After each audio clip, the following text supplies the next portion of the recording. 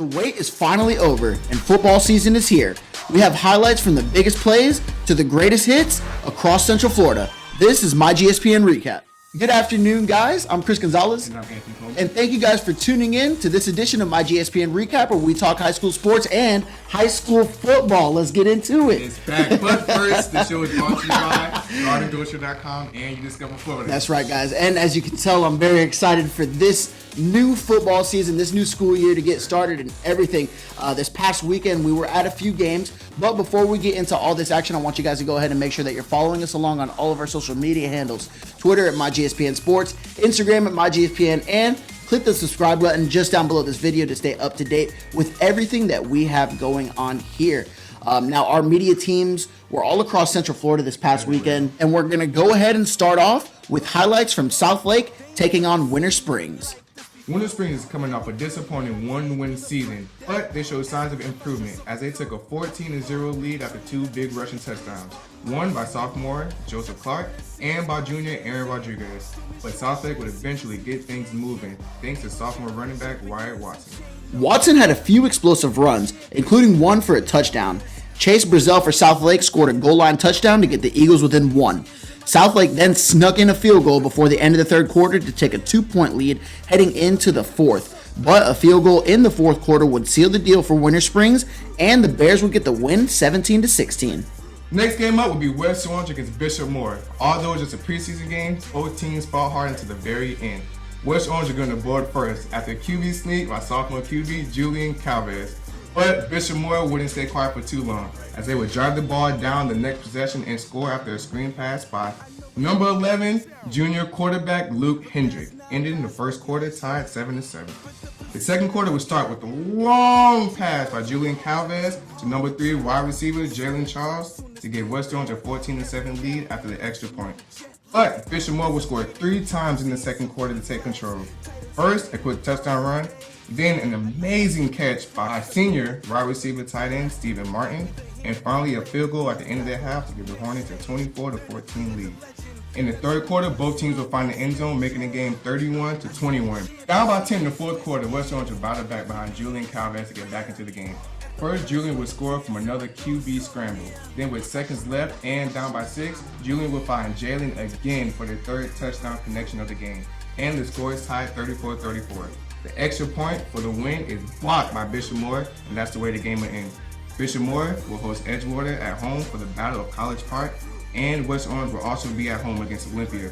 Both games will be at home this Friday, 7 o'clock. And finally, I was out at Edgewater versus Dr. Phillips in a game that was originally supposed to be played at Edgewater, moved over to DP in the middle of the week, and Dr. Phillips suffered a major loss at home against the Eagles. The Eagles started off the game hot, especially on the defensive end, causing problems for DP, who struggled to get their offense going in this one. Edgewater struck first in the first quarter on a 53-yard run by Jeremiah Connolly. In the second quarter is where we saw Edgewater assert their dominance in this game. The scoring onslaught of 28 points in the quarter started off when quarterback Cannon Mobley connected with Tommy Hill for an Eagles touchdown early in the second. On Edgewater's following offensive drive, Isaiah Connolly found his way into the end zone, extending the Eagles' lead to 21-0. With a minute 56 left in the second quarter, Christian Leary scored for the Eagles on a 12-yard run, and to close out the second quarter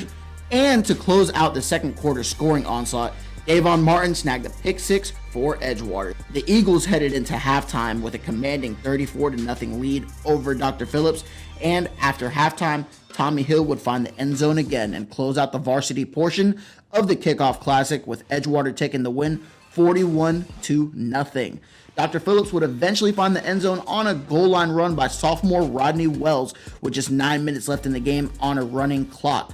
The Eagles will now turn their head toward crosstown rival Bishop Moore this upcoming week to start off their regular season, and the Panthers will kick off their regular season on the road against Seminole High School. Both games are set to start at 7 o'clock this Friday, August 23rd. Although it was just preseason and Kickoff Classic to start the season off, it was a lot of exciting, hard football. I mean, these guys are all tired of hitting each other all summer long. They've been working against each other. They've been playing against their teammates. everybody that was out there was excited to get up against somebody different. But this is all a learning experience. Again, guys, these Kickoff Classics do not count towards the regular season. These are preseason games. So just keep that in mind. A lot of things that those teams are going to be adjusting to in practice this week, especially after talking to some of the coaches. Yeah, even though it was pretty early, you would say preseason, who do you think stood out for you that you're looking forward to seeing this year? I think Edgewater might be a favorite for states this year. Yeah, they are looking from 5 years ago absolutely when they win the game to now one of the best teams in the state. Absolutely crazy. Coached over by the whole Duke family. The whole Duke family is really out there, and they've really taken that program and turned it around into the winning program that they are today. So Edgewater definitely looked very impressive from what I saw. I'm kind of sad I'm going to be missing the game this week, but you're going to be out at that game versus Bishop Moore, who also looked kind of stud against West Orange. So yeah, Bishop Moore has a lot of big receivers, big tight ends out there on the outside, so it's going to be a good matchup to see them against the corners and DBs against in the Edgewater. So that's right. So it's going to be a very exciting week 1. Can't wait to see everything that goes on, guys. But we're going to go ahead and wrap the show up for today.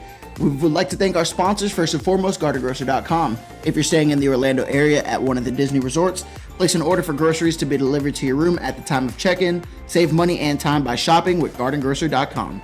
And let's not forget UDiscover Florida. If you're looking for a new restaurant, a new beach, or just something to do for the weekend, check them out on Instagram or UDiscoverFlorida.com.